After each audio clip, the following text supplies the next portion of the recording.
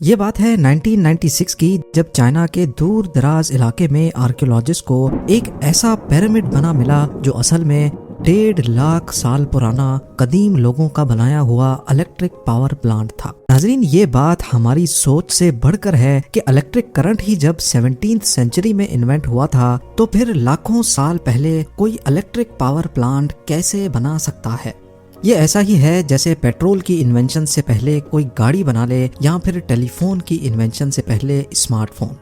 آج ہم چائنا میں ہوئی 2 ایسی ڈسکوریز کے بارے میں جانیں گے جو پاسبل تو صرف آج کی دنیا میں ہے، پر اصل میں ان کو ہزاروں سال پہلے بنایا گیا تھا۔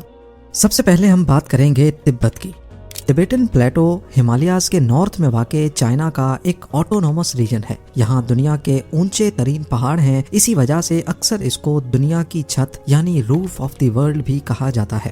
1937 میں تبت کے پہاڑوں پر ایک آرکیولوجیکل ایکسپیڈیشن ہوا تھا جس کو آرکیولوجسٹ چی پو ٹائی لیڈ کر رہے تھے۔ ان کو وہاں ایک غار کے اندر سے 716 گرینائٹ کی ڈسک برآمد ہوئیں، جن میں سے زیادہ تر غار کے اندر دفن ہوئی پڑی تھی۔ ہر ڈسک کا ڈایامیٹر 9 انچ تھا، یہ 1 انچ موٹی اور ان کے ٹھیک سینٹر میں 1 انچ کا پرفیکٹ سوراخ ہو رکھا تھا۔ ان ڈسک کی صفائی کرنے پر معلوم پڑا کہ ان کے کناروں پر کچھ نہ سمجھ آنے والے کریکٹرز لکھے ہوئے ہیں۔ پتھروں پر کاروڈ ہوئے کریکٹرز قریب 12,000 سال پہلے لکھے گئے تھے، پر آرکیولوجسٹ کے لیے صرف یہ ڈسک ہی حیرت کا باعث نہیں بنی۔ ان کو غار کے اندر اسٹارز کا ایک ایڈوانسڈ میپ بھی بنا ہوا دکھا اور کچھ چھوٹی سائز کی قبریں بھی جن کے اندر انسانوں جیسے چھوٹے چھوٹے اسکیلیٹنز دفن تھے، پر ان کے سر ضرورت سے زیادہ بڑے تھے۔ یہاں آخر کیا ہوا تھا، یہ ٹھیک سے جاننے کے لیے ان 12,000 سال پرانی ڈسک پہ لکھے کریکٹرز کو ڈی کوڈ کرنا بہت ضروری تھا۔ 20 سالوں تک محنت کرنے کے بعد جب یہ گتھی سلجھ نہ سکی تو یہ پتھر پروفیسر سم اوم نوئی کے حوالے کر دیے گئے۔ پروفیسر نے ان پر 4 سال تک ریسرچ کی، ٹبیٹن پلیٹو میں رہنے والے قبیلوں سے مدد مانگی اور آخر کار وہ ان کریکٹرز کو ڈی کوڈ کرنے میں کامیاب ہو گئے۔ یہ لکھائی یہاں رہنے والے کسی قبیلے نے 12,000 سال پہلے لکھی تھی۔ اس میں ایک ایسے ایئر کرافٹ کا ذکر تھا جو آسمان سے آ کر یہاں پر کریش ہوا تھا۔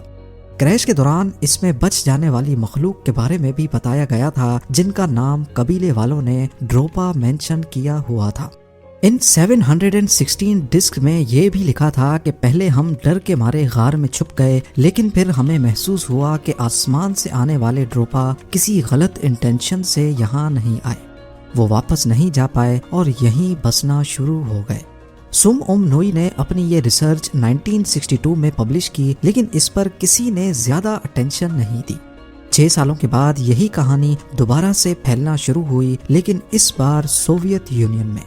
سوویت سائنٹسٹ نے ان ڈسک پر جب ریسرچ کی تو ان میں کوبالٹ اور دوسرے میٹلز کی کوانٹٹی کافی زیادہ پائی گئی، جو دنیا میں پائے جانے والے سب سے سخت میٹلز ہیں۔ گریفائٹ میں موجود ان تمام میٹلز کی وجہ سے ڈسک کی نیچر بھی کافی سخت تھی اور 12,000 سال پہلے استعمال ہونے والے ٹولز کی مدد سے ان پر کارونگز کرنا پاسبل نہیں تھا۔ اس کے بعد ان اسٹون ڈسک کو چائنا کے بیمپو میوزیم میں رکھ دیا گیا۔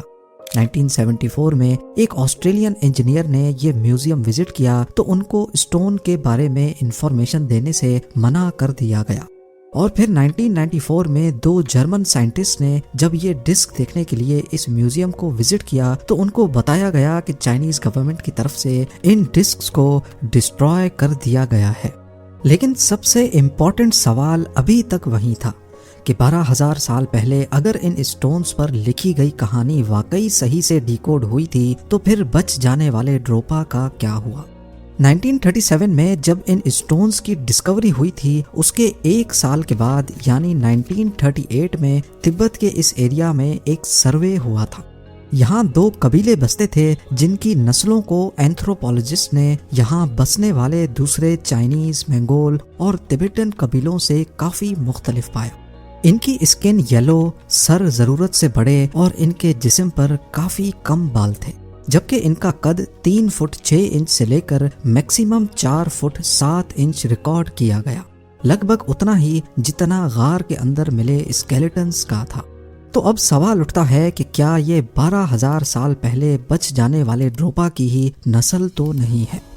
آج بھی ایک قبیلہ ناردرن ٹیبیٹن پلیٹو میں رہتا ہے جن کو ڈروپا تو نہیں بلکہ ڈروکپا کہا جاتا ہے، پر ان لوگوں کی ہائٹ نارمل انسانوں جیسی ہے۔ ڈروپا اسٹون ڈسک آج دنیا کے کسی بھی میوزیم میں موجود نہیں ہے۔ بے شک ان پر ہوئی کارونگز اور ڈروپا کی کہانی کا کوئی ثبوت نہیں ہے، لیکن 12,000 سال پہلے اتنے سخت پتھر پر وہ ان ٹولز سے تو کارونگز نہیں کر سکتے تھے جن کا آج تک ہیومن ہسٹری میں ذکر کیا گیا ہے۔ ظاہر ہے ان کے پاس کوئی ایسا ٹول ضرور تھا جس کا ہمیں اندازہ بھی نہیں۔ اب بات کرتے ہیں چائنا میں ہی کی جانے والی ایک دوسری ڈسکوری کی۔ 1996 میں چائنیز آرکیولوجسٹ کو 1.5 لاکھ سال پرانا ایک ایسا پیرامڈ نما پہاڑ ملا جس کے اندر موجود ایویڈنسز یہ اشارہ دیتے ہیں کہ یہ اس وقت کا الیکٹرک پاور پلانٹ تھا۔ جی ہاں، چائنا کی کنگ ہائی پروونس میں لیک ٹوسو کے ساؤتھ میں ماؤنٹ بائیگونگ نامی پہاڑ ہے۔ اس پہاڑ کے اندر ایک غار ہے جہاں آرکیولوجسٹ نے یہ حیران کر دینے والی ڈسکوری کی۔ غار کے اندر لوہے کے بہت سارے ٹکڑے مٹی میں بکھرے ہوئے تھے اور کچھ عجیب شکل کے پتھر بھی پڑے ہوئے دکھائی دیے۔ نہ صرف اتنا، کہانی میں ٹوسٹ تب آیا جب ان کو لوہے کے پائپس نظر آئے جو پہاڑ کے اندر جا رہے تھے۔ معلوم پڑا کہ یہ غار، یہ کیو کوئی نیچرل نہیں ہے بلکہ اس کو کسی نے بنایا ہے، اور یہ پہاڑ بھی اصل میں پہاڑ نہیں بلکہ ایک پیرامڈ ہے جو وقت کے ساتھ ساتھ اب اپنی اوریجنل حالت میں نہیں رہا۔ شروعات میں تو یہ سارا منظر بہت ہی کنفیوزنگ لگ رہا تھا۔ سائنٹسٹ جتنا ماؤنٹ بائیگونگ کے بارے میں جاننے کی کوشش کرتے اتنے ہی نئے سوالات کا پہاڑ کھڑا ہو جاتا۔ بیجنگ انسٹیٹیوٹ آف جیولوجی نے جب یہاں لوہے کے پائپس پر ریسرچ کی تو معلوم پڑا کہ ان کو 5-10 نہیں بلکہ 1.5 لاکھ سال پہلے بنایا گیا تھا۔ یہاں مختلف سائز کے پائپس تھے جن میں زیادہ تر کا ڈایامیٹر 18 انچ تھا، جبکہ کچھ پائپ چاول کے دانے جتنے چھوٹے بھی تھے اور کچھ اتنے بڑے کہ انسان بھی اس میں سے گزر سکتا ہے۔ سائنسدانوں کو یہ سمجھ نہیں آ رہا تھا کہ آئرن ایج سے بھی لاکھوں سال پہلے یہ پائپس کیسے بنائے گئے تھے، ان کو کس نے اور کیوں بنایا تھا۔ ان پائپس کا یہاں پر کوئی خاص مقصد تو نظر نہیں آ رہا تھا، جبکہ 260 فیٹ دور ٹوسو لیک میں بھی کچھ ایسے ہی پائپس دیکھے گئے۔ یہ پائپس لیک کے پانی کے لیول کے نیچے اور اوپر دونوں جگہ پر دیکھے گئے۔ کچھ ریسرچرز کا ماننا ہے کہ یہ پائپس شاید پیرامڈ کے اندر پانی پمپ کرنے کے لیے ڈالے گئے تھے۔ پائپس پر مزید ریسرچ کرنے سے معلوم پڑا کہ ان کے اندر 30% زنگ لگا ہوا تھا، جو اس تھیوری کو ثابت کرتا ہے کہ اس کے اندر سے پانی کو ہی گزارا جاتا تھا۔ اب کیونکہ ٹوسو ایک سالٹ لیک ہے، اسی وجہ سے ایک تھیوری اشارہ دیتی ہے کہ یہ پائپس الیکٹرولیسس کے لیے استعمال کیے جاتے تھے۔ الیکٹرولیسس اس پروسیس کو کہتے ہیں جب پانی میں سے الیکٹرک کرنٹ کو گزارا جاتا ہے جس سے پانی کے مالیکیولز آکسیجن اور ہائیڈروجن میں ٹوٹ جاتے ہیں۔